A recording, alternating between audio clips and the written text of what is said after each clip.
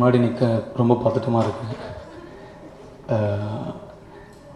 அவர் எனக்கு என்னுடைய தாலாட்டு, என்னுடைய காதல் தோல்வி, என்னுடைய சோகம், என்னுடைய சந்தோஷம், இன்றைக்கி என்னுடைய தோல்வி, என்னுடைய வெற்றி எல்லாமே அவர் பாட்டு தான். ஸோ அவர் முன்னாடி நிற்கிறதுக்கு ஒரு வாய்ப்பு கொடுத்த கடவுளுக்கு நான் ரொம்ப நன்றி தெரிவிச்சுக்கிறேன். ரொம்ப என்னுடைய வணக்கங்கள் சார். அண்டு இந்த படம் நல்லபடியாக வெற்றி அடைகிறதுக்கும் பாடல்கள் பற்றி பேசுறதுக்கு தகுதியே இல்லை. ஸோ அதுவும் நல்லபடியாக வெற்றி அடைக்கிறதுக்கும் கடவுள் நான் வேண்டிக்கிறேன். தேங்க்யூ.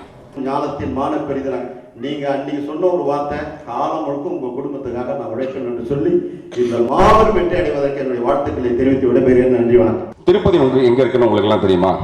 இவருடைய யூனிவர்சிட்டிக்குள்ளே தான் திருப்பதியே இருக்குது. அவ்வளோ பெரிய யூனிவர்சிட்டி அவர் வச்சுருக்காரு. இவரை பற்றி சொல்லணும்னா, ரஜினி சாருக்கு வந்து நிறைய பேர் ஃப்ரெண்ட்ஸ் இருக்கலாம், பட் இவருக்கு ரஜினி சார் வந்து பெரிய ஃப்ரெண்டு. அவர் வந்து திருப்பதிக்கு போய் வெங்கடாஜலபதியை பார்ப்பாரு, கீழே இறங்கி வரும்போது மோகன் பாபுவை பார்த்துட்டு தான் திரும்பி வருவார். அந்த மாதிரி ரொம்ப க்ளோஸான ஒருத்தர். அப்புறம் அவருடைய வாய்ஸ் வந்து பயங்கரமான ஒரு வாய்ஸ். ஒரு நேரம் அவர் வாய்ஸ் தான் கேட்டிருந்தேன், ஏன்ட்ரா எல்லாம் ஒன்றாகும் அப்படின்னு இங்கேருந்து ஒரு வாய்ஸ் கொடுத்தாருன்னா இவருக்கு பயந்து ஃபாரினுக்கு போனவங்க கூட யூரின் போயிடுவான். அந்த அளவுக்கு ஒரு டாமினேட்டிங் வாய்ஸு. அதோட ஒரு ஃபீமேல் வெர்ஷன் தான் அப்படியே மஞ்சுலக்ஷ்மி. எல்லாரும் வந்து 3Dயில் படம் எடுப்பாங்க. அவன் வந்து 4Dயில் எடுத்திருக்காங்கன்னு நினைக்கிறேன். 4Dங்கிறது ஒரு டி வந்து டிசைர், இன்னொன்று வந்து டிட்டர்மினேஷன், டெடிக்கேஷன். 4th டே வந்து ஒரு டிக்டேட்டர்ஷிப். பாருங்கள், 11 மணிக்கு ஆரம்பிக்கிறேன்னு சொல்லிட்டு 12:30 மணிக்கு ஆரம்பிக்கிறாங்க. இது வந்து டிக்டேட்டர்ஷிப் இல்லாமல் வேறு ஒன்றுமா இருக்க முடியாது. அவ்வளோ பெரிய சர்வாதிகாரம் இல்லைன்னா எனக்கு படம் எடுக்க முடியாது. தயாரிப்பாளர்கள் நீங்கள் ஃபேஸ் பண்ணுற விஷயம் வந்து படம் எடுக்கிறத விட பிரச்சனையை நிறைய எடுத்துகிட்டு இருக்காங்க. தானு சாருக்கு நல்லா தெரியும் அது. இந்த நிலைமையில் ஒரு படம் எடுக்கிறது, அந்த படத்துக்கு ஒரு ப்ரொமோஷனுக்காக நம்மலாம் வந்து பேசுகிறதுங்கிறது சினிமாக்காரர்கள் நமக்கு வந்து ஒரு கடமைன்னு நான் நினைக்கிறேன்.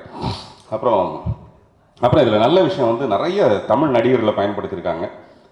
தமிழ் டெக்னீஷியன்ஸ் நிறைய பேர் இருக்காங்க.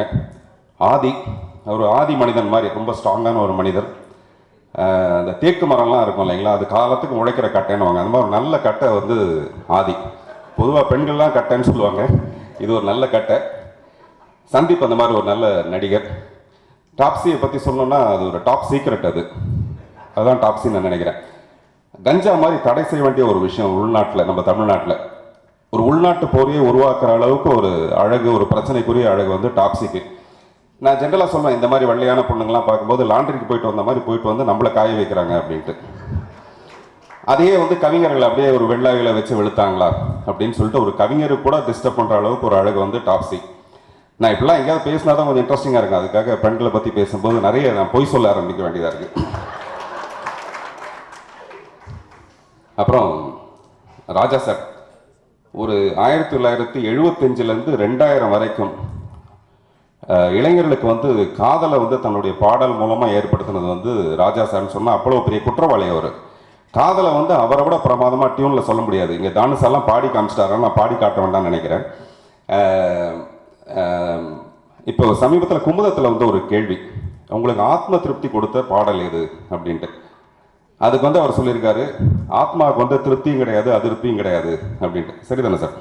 ஆத்மாவுக்கு திருப்தி எது அதிருப்தி எதுன்னு. இதெல்லாம் ரொம்ப ஞானமான பதில்கள். இதெல்லாம் எங்களுக்கு புரியாது. ஆனால் எங்களை மாதிரி ஜனங்களுக்கு உள்ளுக்குள்ள ஒரு ஆத்மா இருக்குங்கிறதே உணர்த்தினது உங்களுடைய இசை தான். அதனால தான் நாங்கள் ஆத்மார்த்தமாக உங்களை நேசிக்க ஆரம்பிக்கிறோம். எனக்கு தெரிஞ்சு உங்களுடைய இசையின் மூலமாக நீங்கள் தமிழர்களுக்கும் தமிழுக்கும் நல்லது மட்டுமே செஞ்சுருக்கீங்க, சந்தோஷம் மட்டுமே சொல்லியிருக்கீங்க. அதனால் இல்லை நான் சொல்ல வர பிரச்சனை, இதுக்குள்ள ஒரு அரசியல் இருக்குது. அதனால் உலகம் பூரா நீங்கள் பண்ணியிருந்தா கூட தமிழர்களுக்கு வந்து நீங்கள் நல்லது தான் பண்ணியிருக்கீங்க, இசையின் மூலமாக சந்தோஷம் மட்டும்தான் கொடுத்துருக்கீங்க. அதனால் தமிழ் மூலமாக உங்களுக்கு எந்த சங்கடமும் வரக்கூடாதுங்கிறத வந்து நான் உறுதியாக சொல்லணும்னு ஆசைப்பட்றேங்க. அதுக்காக தான் இங்கே தமிழை இழுத்தேன் நான். நீங்கள் கலந்துக்கிற ஒரு நிகழ்ச்சியில் நானும் கலந்துக்கிறதுக்கு எனக்கு ஒரு மகிழ்ச்சியான ஒரு விஷயம். இது வந்து మంచు ఎంటర్టైన్మెంట్. இந்த படம் வந்து ஒரு మంచి ఎంటర్టైన్మెంట్గా ఉంటుంది. మంచి ఎంటర్టైన్మెంట్గా ఉంటుంది. నిండా డబ్బులు వస్తుంది, அவார்டு கூட வస్తుంది. ஸோ உங்கள் எல்லாருக்கும் என்னுடைய மனப்பூர்வமான வாழ்த்துக்களும் நன்றியும் தெரிவித்துக் கொள்கிறேன். ராஜா சார் வந்து எப்படின்னா ஒரு காட் மாதிரி. So I just want to follow it is feet once, that's all. Thank you. If I can sir.